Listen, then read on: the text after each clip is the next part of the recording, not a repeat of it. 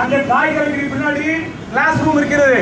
70 ஆண்டு காலமாக இந்த பகுதியில் நடைபெற்ற ஒரு பள்ளியை கொரோனா காலத்தில் வியாபார தளமாக மாற்றுவதற்கு யார் அனுமதி கொடுத்தார் என்பதுதான் மார்க்சிஸ்ட் கட்சி கேட்கக்கூடிய கேள்வி. இன்றைக்கு ஒரு தமிழ்நாடு அரசு என்ன சொல்கிறது? உதவி பெறக்கூடிய பள்ளியை தானமாகவோ யாருக்கு சேதாரங்களோ பண்ணக்கூடாது. 1948 சட்டத்தின் பிரகாரம் பள்ளி கல்வி இயக்குனர் நோட்டீஸ் பிரகாரம் சட்டவிரோதமாக பகிரங்கமாக சட்டவிரோதமாக இடிச்சிருக்கிறார்கள். நாங்கள் இந்த பகுதியில் டிஓ ஆபீஸருக்கு பக்கத்து சந்தில 1 கிலோமீட்டர் தூரத்துல மனு கொடுக்கிற இயக்கம் நடத்தி டிஓ கிட்ட மனு கொடுக்கும் போது டிஓ சொன்னாரு, ஆமாங்க தப்பு நடந்துச்சு, ஆனா நான் புது டிஓ. அப்ப பழைய டிஓ கரெக்ட் பண்ணிட்டாங்களா? சரி. சிஇஓ பகிரங்கமாக மார்க்சிஸ்ட் கட்சி சொல்கிறது, இந்த இடத்தை விற்பதற்காக எல்லா விதமான வேலைகளிலும் அப்போது இருந்த மாவட்ட முதன்மை கல்வி அலுவலர் துணை போயிருக்கிறார். நான் மட்டும் சொல்லல, பள்ளி கல்வி இயக்குனர் ரெக்கார்டு இருக்கின்றது. எங்க கட்சியினுடைய அரசியல் தலைமைக்கு உறுப்பினர் ஜி ராமகிருஷ்ணன் தோழர் கனகராஜ் நேரடியாக வந்து பார்த்துட்டு பள்ளி கல்வி இயக்குனர் அலுவலகத்தை மனு கொடுத்தா, சார் ஆமா சார் தப்பு நடந்துருச்சு சார், தப்பு நடந்து சொல்ல தெரிய அதிகாரிகளே காவல்துறையே ஒரு ஸ்கூல் இங்க ஏமாற்றப்பட்டிருக்கிறது, உங்களுக்கு நடவடிக்கை தைரியம் இல்லையா? ஏன்னா அரசாங்கம் சம்பளம் வாங்குறல சிஓ டிஓ டிபிஐ பள்ளி கல்வி செயலாளர் அமைச்சர் வெக்கமாக உங்களுக்குலாம் ஒருத்தர் அயோக்கியத்தனம் பண்றான், ஸ்கூல வைக்கிறான்.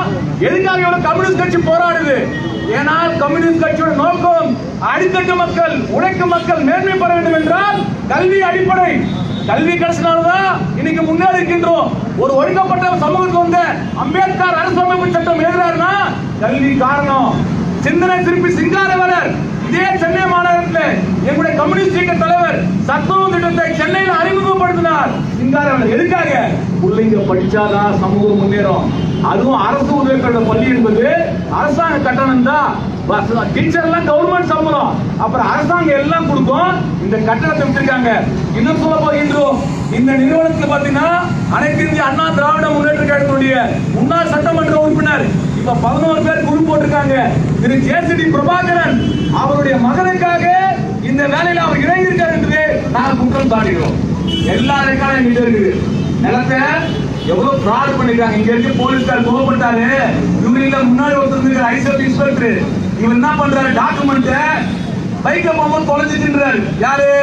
இந்த ட்ரஸ்டோட பேர இப்ப சொன்னாங்க தொலைஞ்சிட்டு சொல்லிட்டு போலீஸ் ஸ்டேஷன்ல போய் கம்ப்ளைண்ட் கொடுக்குறாரு. அந்த இன்ஸ்பெக்டர் என்ன சொல்றாரு, நம்ம மனு கொடுத்தா 3 மாசம் ஆகும், எதுக்கு எஃப்ஐஆர் வாங்குறதுக்கு 10 நாள்ல எஃப்ஐஆர் கொடுக்குறாரு. ஐசிஎஃப் இன்ஸ்பெக்டர் அவரு திருடுதல் பண்ணிருக்காரு. இந்த ஸ்கூல் விக்கிறது துணை போயிருக்காரு. அப்ப ஐசிஎஃப் இன்ஸ்பெக்டர் அப்புறம் அந்த ரெக்கார்ட வாங்கின ஒரு ஆள் என்ன சொல்றாரு, மழை வெள்ளத்தை டாக்குமெண்ட் போயிடுச்சுன்னு சொல்லிட்டு அவர் எழுதியிருக்கிறார். எல்லாம் பேப்பர்ல இருக்குது, எல்லாம் பேப்பர்ல இருக்கு, ரெக்கார்டா இருக்கின்றது. அப்ப நண்பர்களே, ஒரு அரசு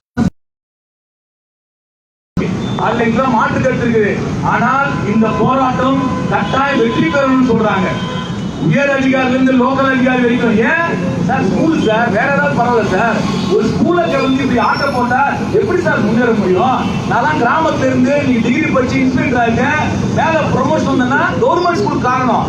அதனால தயவு செய்து விடாதீங்க, போராடுன்னு சொல்றாங்க காவல்துறை அதிகாரி. பல நல்ல கல்வித்துறை அதிகாரிகள் டாக்குமெண்ட் எடுத்து கொடுத்துருக்காங்க.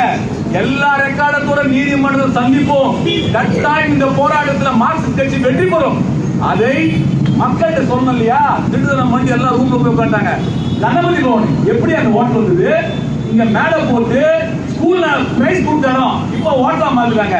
யார் யாருக்கு இடம் கொடுத்தான்ற பேர் போட்டு எந்த ஆபீஸ்ல என்னைக்கு ரிஜிஸ்டர் பண்ண என்பதை நோட்டீஸ் போட்டுருக்கோம்.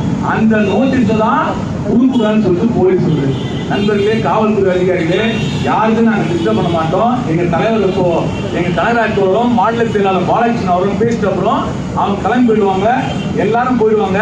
ஒரு 10 பேர் இந்த சவுத் கலர் டிஷர்ட் போடுறாங்க மட்டும் ஓரமா நோட்டீஸ் கொடுக்க போறோம். இதுக்கு நீங்க அனுமதிங்க. ஒரு நல்ல காரியத்துக்கு காவல்துறை அனுமதிச்சுன்னா உங்க உயர் அதிகாரிகளும் பாராட்டுவாங்க. நீங்களும் மனசாட்சிப்படி நடந்துக்கணும்.